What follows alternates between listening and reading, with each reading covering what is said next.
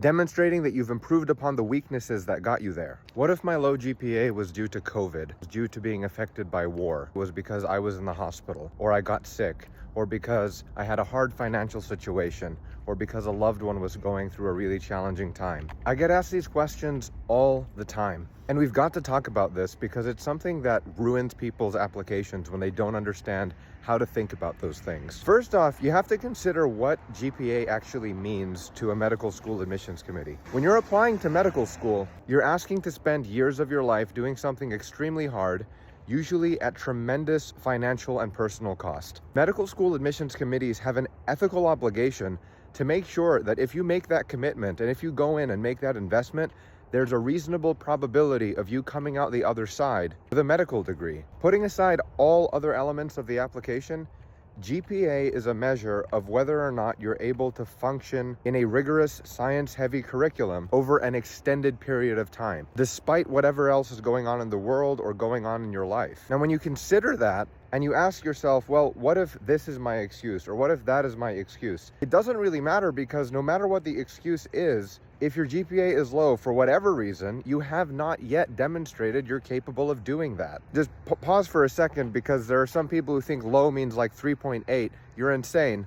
That's not true. I'm talking about, 2 point something. Now, that being said, I post all the time about people who have sub 3 GPAs who get into medical school. How do they do it? Well, they don't ask, what is the excuse I need to highlight in order to make it through the screening? Instead, they're asking themselves, how do I demonstrate that I've developed the skills to make it through medical school? And principally, there's 2 ways to do it. One way is to do more undergraduate courses, either in a formal post-bac or in a DIY post-bac, where you just take more courses, even if it's not in a structured, regimented way. You just build out a curriculum of upper-level science courses and do well in it for like a year or 2. Second way, if you've done all of your prereqs, is to do a special master's program. That does not mean an MPH. That does not mean a master's degree in underwater basket weaving. It has to be a rigorous science-heavy master's.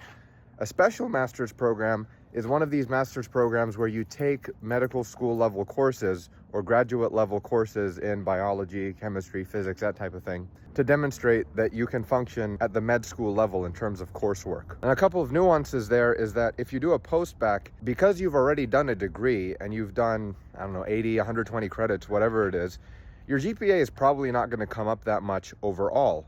But over the course of that year or 2, you can demonstrate strong performance. And so even though the overall number is low, you've demonstrated that you can function, that you've changed, that you've learned how to cope with the rigors of a science-heavy curriculum, and you're ready for medical school.